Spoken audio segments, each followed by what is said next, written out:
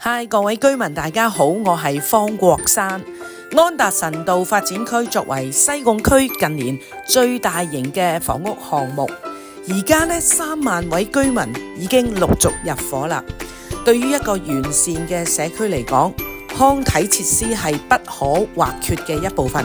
而今年呢，全新嘅休憩地標安達臣道嘅石礦公園建造工程呢，即將分階段咁完成啦。安達臣石礦公園佔地12.5公頃，由建築署同土拓署負責興建。石礦公園根據工地嘅歷史，以石礦場為主題。公園設計分為4大主題嘅區域，分別有界石區、碎石區、砌石區同埋爆石區。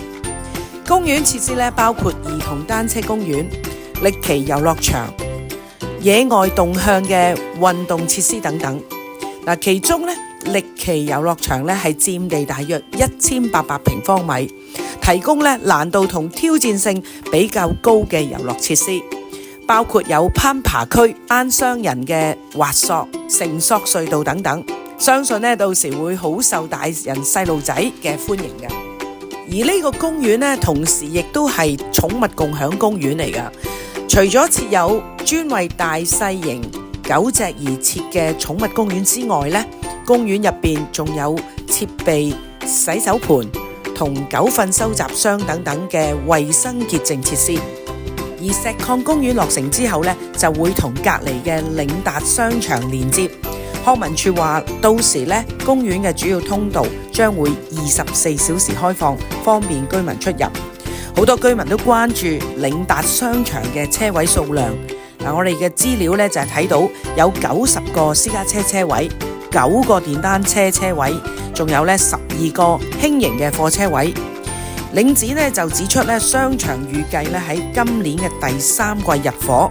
我哋期望咧街市可以同步啟用，方便安達臣附近嘅居民咧買餸出入嘅。呢個安達臣道石礦公園結合咗歷史同埋歷奇嘅8億大項目，你有期待嗎？我哋會繼續同各部門咧係緊密聯繫，督促各項設施場地驗收同埋開放時間表。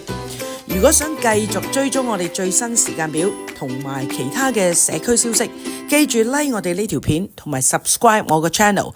我哋下一條片見，拜拜。